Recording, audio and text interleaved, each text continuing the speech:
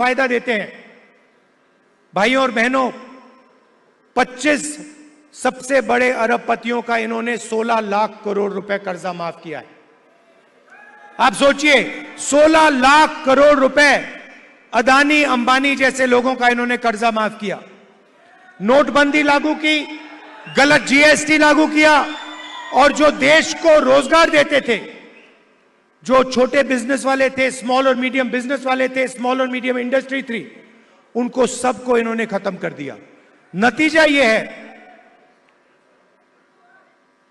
कि हिंदुस्तान में कहीं भी रोजगार नहीं मिल पा रहा है, और यही हालत यहां जम्मू कश्मीर में है।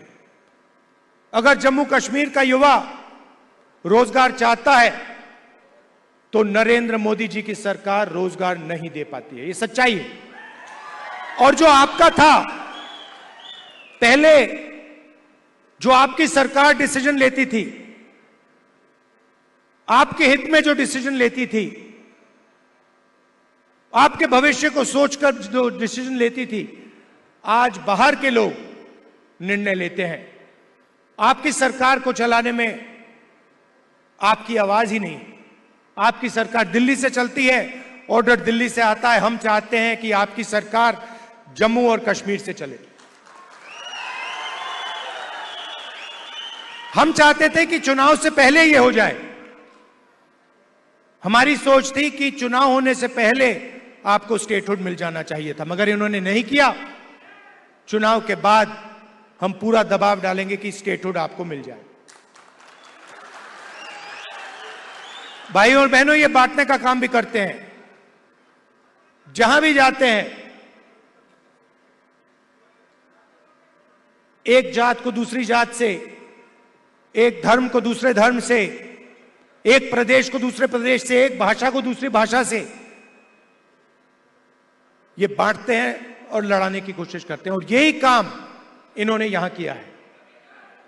हमारे जो पहाड़ी भाई हैं और गुर्जर भाई हैं, उनको एक दूसरे से इन्होंने लड़ाने की कोशिश की है।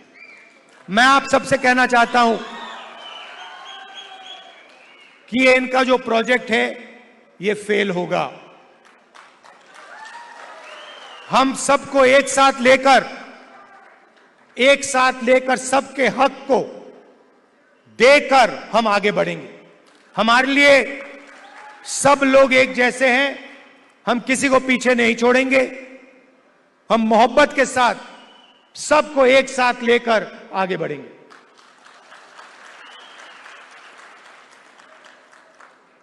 यहां पे कांग्रेस पार्टी के कैंडिडेट हैं, नेशनल कॉन्फ्रेंस के भी कैंडिडेट्स पास में लड़ रहे हैं। जहां भी कांग्रेस पार्टी के कैंडिडेट्स हैं, नेशनल कॉन्फ्रेंस के लोग, नेशनल कॉन्फ्रेंस के कार्यकर्ता, आप पूरा समर्थन उनको दीजिए। और जहां भी नेशनल कॉन्फ्रेंस के कैंडिडेट्स हैं, मैं कांग्रेस पार्टी के कार्यकर्ताओं से कहता हूं कि आप पूरे दिल से उनको समर्थन दीजिए और उनको जिताने का काम कीजिए। आप सबका मैं दिल से धन्यवाद करता हूं। इतनी सुंदर जगह यहां आपने मुझे बुलाया। कम टाइम के लिए यहां हूं। मैं चाहता हूं कि अगली बार आऊं तो 2-3 घंटे के लिए नहीं, मगर 1-2 दिन के लिए मैं यहां आऊं, आपके बीच में रहूं। और आप जानते हो कि जो भी आप चाहते हो, मुझसे जो भी आप काम करवाना चाहते हो, पार्लियामेंट में जो भी कहलवाना चाहते हो, मैं आपके लिए तैयार हूं। आपको सिर्फ कि बीजेपी के लोग, आरएसएस के लोग जम्मू कश्मीर में, बाकी स्टेट्स में 24 घंटा नफरत और हिंसा फैलाते हैं। जहां भी ये जाते हैं, भाई को भाई से लड़ाते हैं। जम्मू कश्मीर में, उत्तर प्रदेश में, बिहार में, मणिपुर में, पूरे देश में ये नफरत फैलाते हैं। इनका यही काम है और ये कुछ जानते ही नहीं है। ये सिर्फ नफरत फैलाना जानते हैं और इनकी राजनीति भी सिर्फ नफरत की राजनीति। आप जानते हो नफरत को नफरत से नहीं काटा जा सकता है। आपने देखा होगा कि अगर कोई नफरत करता है उसको नफरत से नहीं सिर्फ मोहब्बत से काटा जा सकता है। और इसीलिए ये जो विचारधारा की लड़ाई है, एक तरफ नफरत फैलाने वाले लोग हैं और दूसरी तरफ मोहब्बत की दुकान खोलने वाले लोग हैं।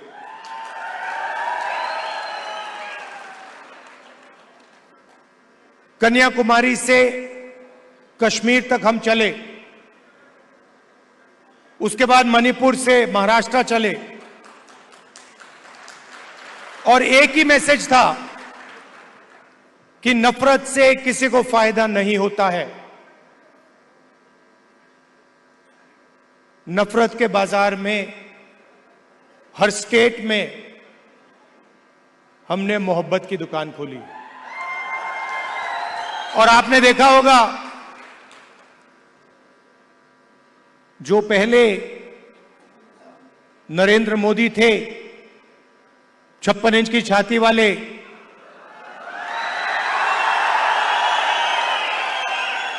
आपको उनका चेहरा दूर से दिखाई देता है। मैं तो पार्लियामेंट में उनके बिल्कुल सामने खड़ा रहता हूं तो साफ दिखता है कि वो जो पहले नरेंद्र मोदी थे वो आज नरेंद्र मोदी नहीं बचा है। और आज जो भी विपक्ष करवाना चाहता है हम करवा देते हैं। वो कानून लाते हैं, हम उनके सामने खड़े हो जाते हैं, वो कानून पास नहीं करते हैं, नया कानून लाते हैं। तो जो कॉन्फिडेंस इनकी थी पहले वो अब खत्म हो गई है। नरेंद्र मोदी जी को की जो साइकोलॉजी है उसको हमने तोड़ दिया है।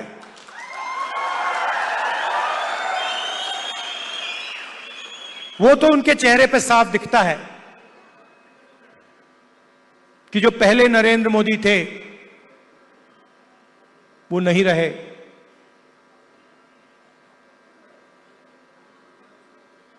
इलेक्शन के दौरान उन्हें कहा, जब प्रेशर बढ़ा, जब उन पर दबाव लगा, तो फिर चुनाव के दौरान उन्होंने कहा कि भाई मैं तो बायोलॉजिकल है ही नहीं, मतलब मैं बायोलॉजिकल नहीं हूं, मेरा डायरेक्टली कनेक्शन ऊपर है, मैं डायरेक्टली बात करता हूं।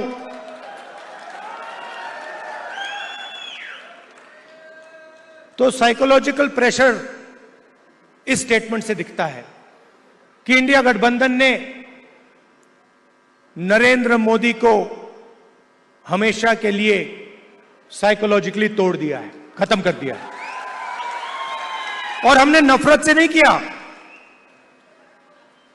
वो नफरत फैलाते हैं, हमने मोहब्बत से,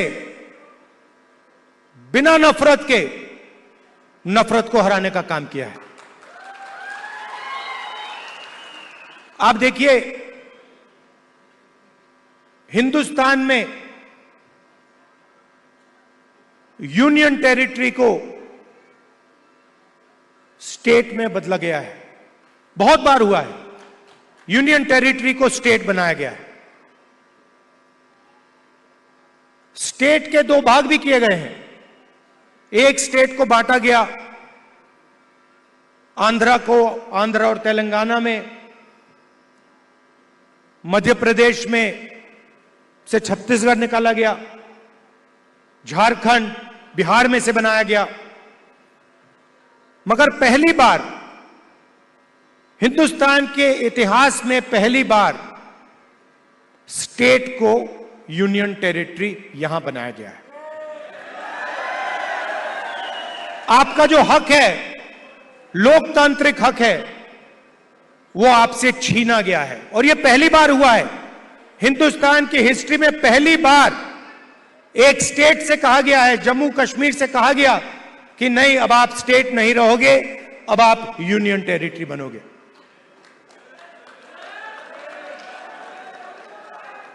इसीलिए हमारी पहली मांग है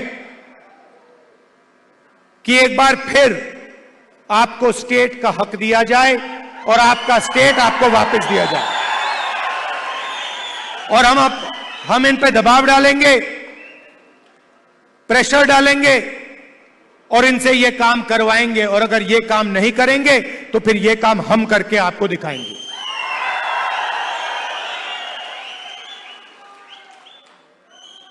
पूरे देश में नरेंद्र मोदी जी ने बेरोजगारी फैला रखी है। 2-3 अरबपतियों को यह पूरा का पूरा फायदा देते हैं। भाइयों और बहनों, 25 सबसे बड़े अरबपतियों का इन्होंने 16 लाख करोड़ रुपए कर्जा माफ किया है। आप सोचिए, 16 लाख करोड़ रुपए अदानी अंबानी जैसे लोगों का इन्होंने कर्जा माफ किया। नोटबंदी लागू की, गलत जीएसटी लागू किया और जो देश को रोजगार देते थे